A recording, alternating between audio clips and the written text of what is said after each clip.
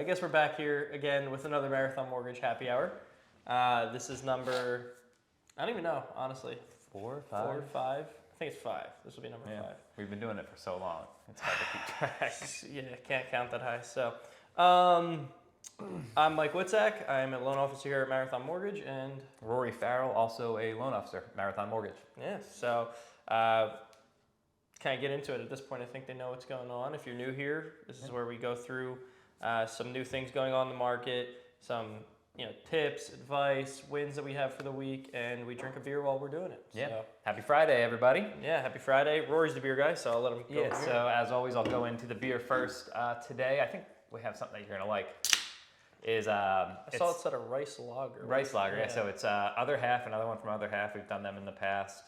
Now it's nice because they are available in Philly. Other Half, send us beer, please. Whereas before, they're located, their main facility is in Brooklyn. So it's tougher to get, but now they have a production facility and a brewery and a tasting room in Philly. Yep. So a lot easier to get now. This one is called Poetry Snaps. It is a rice lager, I believe 4.5%. 4.5%. You kind of seemed curious about the rice lager. Rice lager it's really common, especially in Japanese beers. Sapporo, Asahi, Kirin. If you've ever had a beer while having sushi at a sushi restaurant, it was probably a rice lager. So, and all that means is they basically have used rice in the brewing process in addition to the barleys, the grains. Dries the beer out, keeps it really, really crisp, dry, light, as you can see. The camera can pick that up, but it's super, super light, very drinkable, very sessionable.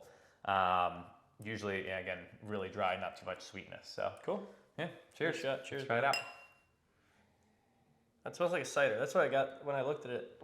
A cider? Yeah. It looks like a cider. Mm-hmm. Smells like a beer. Does not taste like a cider. Tastes good though.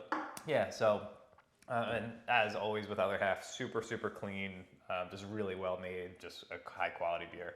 And if anyone's ever been to that Other Half out down in Philly, there is just a big open outdoor area, beautiful space.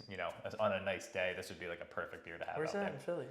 It's like between like Fishtown and Northern Liberties, I want to say. Oh, okay. Down off Delaware Ave, so Gotcha.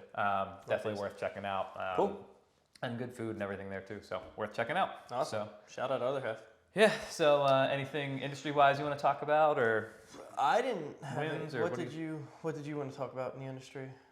Kind of the differences between a pre-qualification and pre-approval, or what's the difference between a good one? Yeah, I mean, there's definitely the distinction between a pre-qualification and a pre-approval. We can maybe talk about that at a different episode. Yep. I ran into something last weekend where it's the difference between a good pre-qualification or pre-approval and a quick pre-qualification and pre-approval.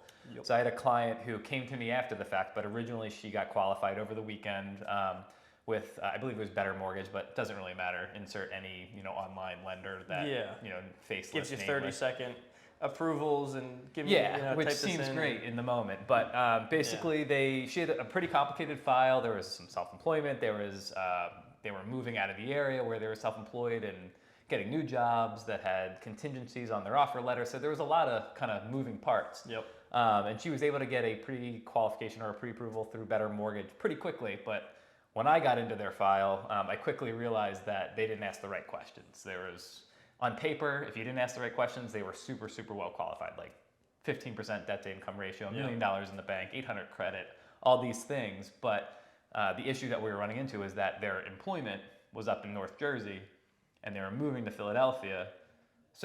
And they were dentists essentially, so it's not like they were working remotely. So they needed to be in an office, and it just wasn't as simple as saying, hey, you make $500,000 a year. Yep. So it was just so apparent that Better Mortgage or whoever that online lender just didn't ask the right questions, didn't dive into it. So even though they got a quick pre-approval, it wasn't the right pre-approval. It wasn't correct. It wasn't accurate. So within a couple of days, we were able to figure it out and get it dialed in and get them approved and all that. But it kind of just speaks to one thing or two things. Who you're working with matters for sure. And then, basically having the confidence to make an offer on a place, knowing that it's not going to get caught up in underwriting. Because anyone can make an offer and get a house under a contract on a pre-approval, but really 30 days into underwriting when you get that the rubber denial. meets the road when Yeah. the underwriters get their eyes on a client's file. So Yeah, and I think that's important to say too. Like that's a huge thing, right? You submit an application online, you get 30-second approval. They're not asking you, oh, where do you live now? Where are you going to be working? Where are you moving to? These important questions. What's up? cut to Kathy. Yeah, Tom. What does Tom need? Yeah, what does Tom need? What does he want? What's this extension?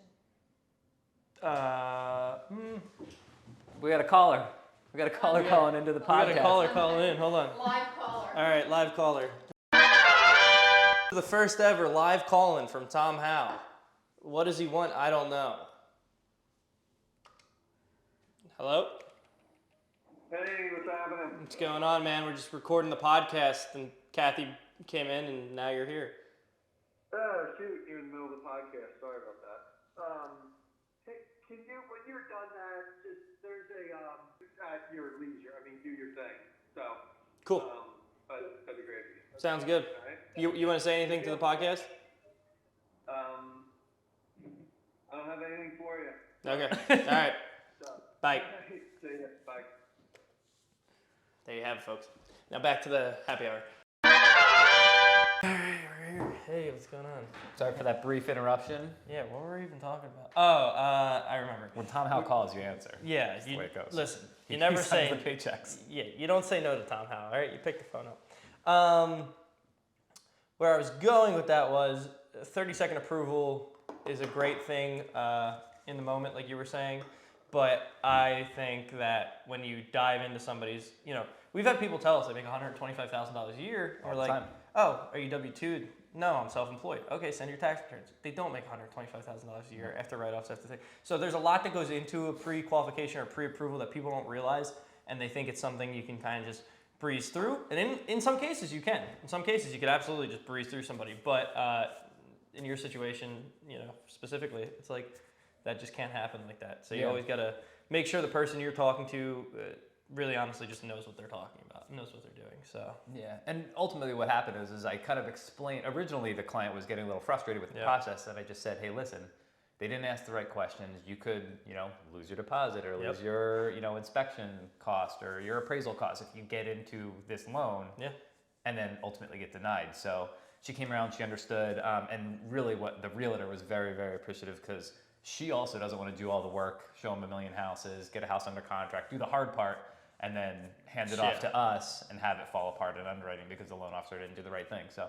if you're a realtor or aspiring realtor, it is very important to have a good loan officer behind you because that could make or break your career. It's like having a good loan officer. So I guess we'll win for the week. Do you have a win for the week? Yeah, I got a transaction settling tomorrow. It was a cash offer, waived a mortgage contingency, waived everything. He was freaking out. He had a lender that he was working with, that he was comfortable with. Ended up getting a second opinion from me. My rate was like a half a point better, saving him like $225 a month. And he was still very nervous about working with a new lender, even though his realtor recommended us.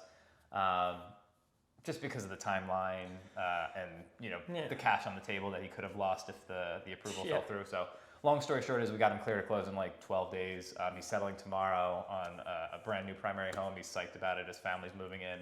And it's just nice to be able to gain that opportunity to prove yourself and then come through and probably build a client for life. Yeah, it's probably my win's very similar to that too.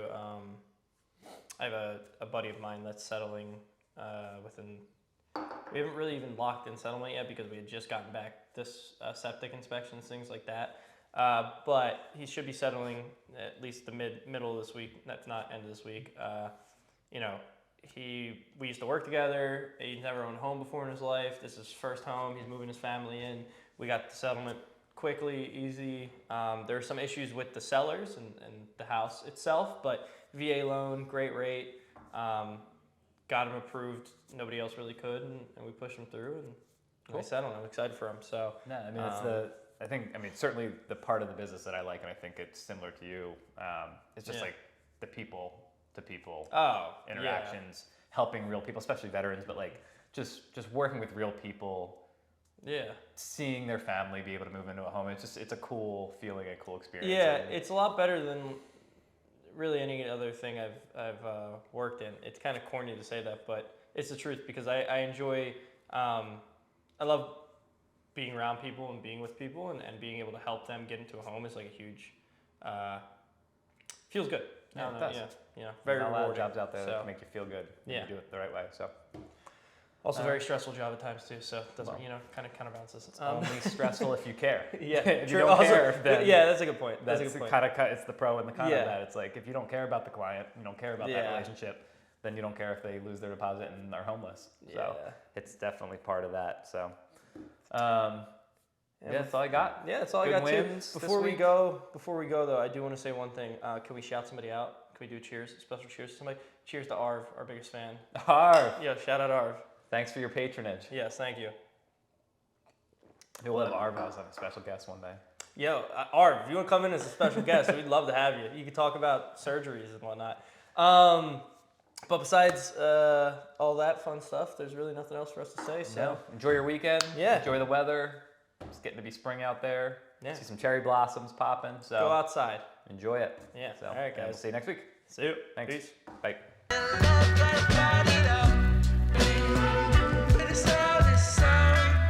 I'm from with too many lives, 25 years or fewer. Nothing we receive is brand new, it's just newer. While brothers drop down